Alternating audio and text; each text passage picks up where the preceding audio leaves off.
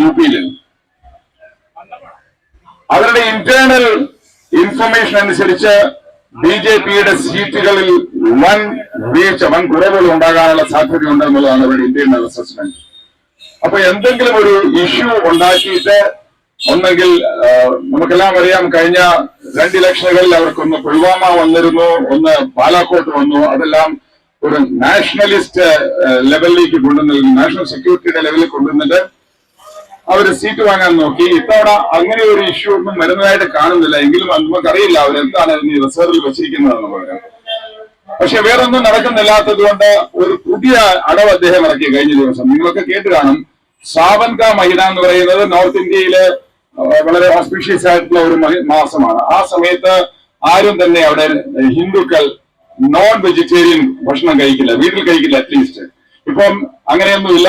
ഒത്തിരി പേര് ആൾക്കാരൊക്കെ പുറത്തൊക്കെ പോയി എല്ലാം കഴിക്കുന്നുണ്ടെങ്കിലും അവരുടെ സിസ്റ്റം അനുസരിച്ച് ആ സമയത്ത് നോൺ വെജിറ്റേറിയൻ ആരും ഭക്ഷണം കഴിക്കില്ല.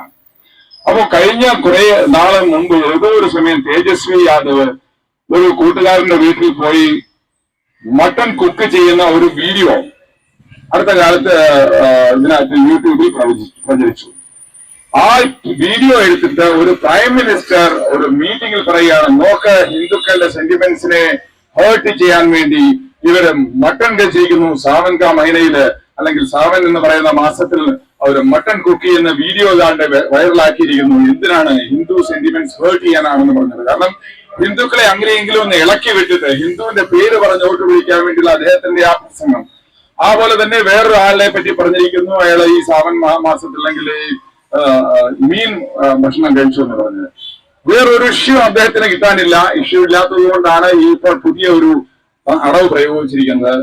നോൺ വെജോ ആര് എന്തെങ്കിലും കഴിച്ചു എന്നുള്ളത് എല്ലാവർക്കും സ്വാതന്ത്ര്യമുള്ള കാര്യമാണ്. അവരുടെ വീട്ടിലത് കഴിക്കുന്നുണ്ടെങ്കിൽ അതിനെ പോലും ഒരു ഇഷ്യൂ ആക്കി ഹിന്ദുവൽക്കരിച്ച് അല്ലെങ്കിൽ ഹിന്ദുക്കളുടെ വോട്ട് പോളറൈസ് ചെയ്ത് മേടിക്കാൻ വേണ്ടി അദ്ദേഹം ശ്രമിച്ചുകൊണ്ടിരിക്കുകയാണ്.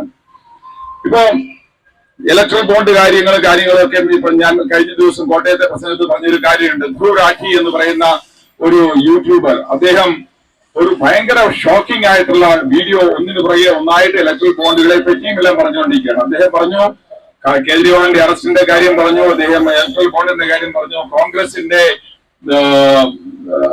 അവരുടെ ബാങ്ക് അക്കൗണ്ട് ഫ്രീസ് ചെയ്തതിനെ പറ്റി പറഞ്ഞു. ഇതെല്ലാം അവര് കാണിക്കുന്നത് ബ്ലൈറ്റന്റ് ആയിട്ട് നാണം കെട്ട അല്ലെങ്കിൽ ധാർഷ്ട്യത്തോടുകൂടി എന്ത് വേണമെങ്കിലും ഞങ്ങൾ ചെയ്യും, എന്ത് ചെയ്തും ഞങ്ങൾ ഇലക്ഷൻ തിരിച്ചു വരും എന്നുള്ളതാണ് അവർക്ക് അഹന്ത. പക്ഷേ ഇന്ന് ഷോക്കിംഗ് ആയിട്ട് വേറൊരു ന്യൂസ് വന്നിരിക്കുന്നത്, ഇലക്ഷൻ ഡിക്ലെയർ ചെയ്തതിന് ശേഷം സീനിയർ IAS ഒഫീഷ്യൽസിനെ എല്ലാം വിളിച്ചു കൂട്ടിയിട്ട് മോദി ഒരു ഓർഡർ കൊടുത്തിരിക്കുകയാണ്. അടുത്ത ഗവൺമെന്റിൽ ഞങ്ങൾ വരികയാണ്, ഞങ്ങൾ വരുമ്പോൾ ആദ്യത്തെ 100 ദിവസത്തേക്കുള്ള റോഡ് മാപ്പ് തയ്യാറാക്കുക, അതുപോലെ തന്നെ 6 മാസത്തേക്കുള്ള റോഡ് മാപ്പ് തയ്യാറാക്കുക.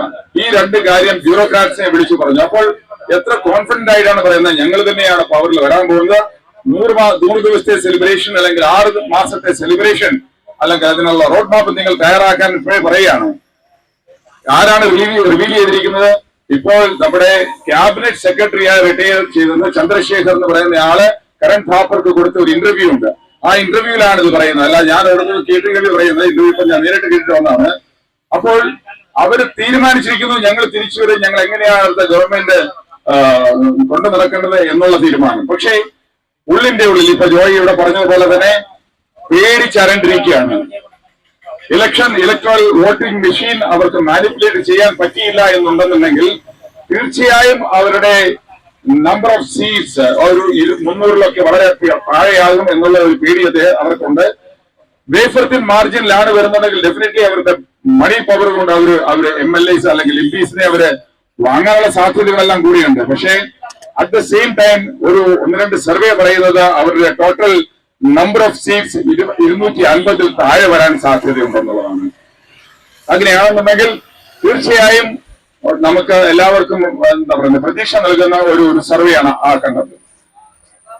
എന്തായാലും നമുക്കിപ്പോൾ ഒരു കാര്യം മനസ്സിലായി, അരവിന്ദ് കെജ്രിവാളിനെ മോസ്റ്റ് ലൈക്ലി ഇലക്ഷൻ കഴിയുന്നത് വരെ ജയിലിൽ അടയ്ക്കാനുള്ള ഒരു പ്രത്യേകമായിട്ടുള്ള അവരുടെ പ്ലാനാണ്. അത് നടന്നുകൊണ്ടിരിക്കുകയാണ്. അത്യധികം സന്തോഷിക്കാൻ വേണ്ടി ഇരിക്കാതെ അതിനപ്പുറത്തുള്ള, കാരണം ഇന്നത്തെ വേറൊരു ന്യൂസിൽ പറയുന്നത് കേജ്രിവാൾ എന്ന് പറയുന്ന ഒറ്റ ആളാണ് അത് കൺവീനർ, ഏറ്റവും ഡിസിഷൻ മേക്കർ, ഏറ്റവും വലിയ ഡിസിഷൻ മേക്കർ, ആ ഒരാളെ ഇല്ലാതാക്കി കഴിഞ്ഞാൽ ഈ പാർട്ടിയെ ഭിന്നിപ്പിക്കാം എന്നുള്ള ഒരൊറ്റ കണക്കുകൂട്ടലാണ്. കാരണം ഇപ്പൊ സെക്കൻഡ് ലൈനിൽ നിൽക്കുന്നയാൾ മനീഷ് സിസോദിയായിരുന്നു. അദ്ദേഹം ഒരു കൊല്ലമായിട്ട് ജയിലിൽ കിടക്കുകയാണ്. തേർഡ് ആൻഡ് ഫോർത്ത് എന്നൊക്കെ പറയുന്ന ആൾക്കാരെ പീഡിപ്പിച്ചു. ഒരു മന്ത്രിയെ റിസൈൻ ചെയ്യിച്ചു. നിങ്ങൾക്കെല്ലാം അറിയാമായിരിക്കും. ഡൽഹിയിലെ ഒരു മന്ത്രി അവരെ പീഡിപ്പിച്ച് റിസൈൻ ചെയ്യിച്ചിരിക്കുന്നു. ബാക്കിയുള്ളവരെയും കൂടെ പൊളിക്കാനുള്ള പരിപാടിയിലാണ്. ആ കൂട്ടത്തിൽ തന്നെ ജയിലിൽ കിടന്നുകൊണ്ട് അഡ്മിനിസ്റ്റർ ചെയ്യുന്ന കേജ്രിവാളിനെ അതിന്റെ പേര് പറഞ്ഞ് എന്താ പറയുന്ന രാഷ്ട്രപതി ഭരണം അവിടെ കൊണ്ടുവരാനുള്ള ഒരു പ്ലാനും നടക്കുന്നുണ്ട്. സോ BJP എന്ന് പറയുന്ന പാർട്ടി ഏത് എക്സ്റ്റെന്റ് വരെയും ഏത് അറ്റം വരെയും എന്തെല്ലാം വൃത്തികൾ കാണിക്കാം അതെല്ലാം കാണിച്ചുകൊണ്ടും ഭരണത്തിൽ വരാനുള്ള ശ്രമം നടത്തിക്കൊണ്ടിരിക്കുകയാണ്. അതിനെതിരായിട്ട് ഇന്ത്യ മുന്നണി ഇപ്പോൾ ശക്തമായിട്ട് പ്രവർത്തിക്കുന്നത്. ഇന്ത്യ മുന്നണിയെ സപ്പോർട്ട് ചെയ്യുന്ന നമ്മളെല്ലാം കോൺഷ്യസ് അനുസരിച്ച് BJPക്കല്ലാത്ത ഏതെങ്കിലും ഒരു മുന്നണിക്ക് വോട്ട് ചെയ്യുകയും അവരെ വിജയിപ്പിക്കുകയും ഇവിടെ BJPയുടെ അക്കൗണ്ട് തുറക്കാൻ സമ്മതിക്കാതിരിക്കുകയും ചെയ്യണം എന്നുള്ള ഒരു അഭ്യർത്ഥനയോടുകൂടി ഞാൻ എന്റെ വാക്കുകൾ അവസാനിപ്പിക്കുകയാണ്.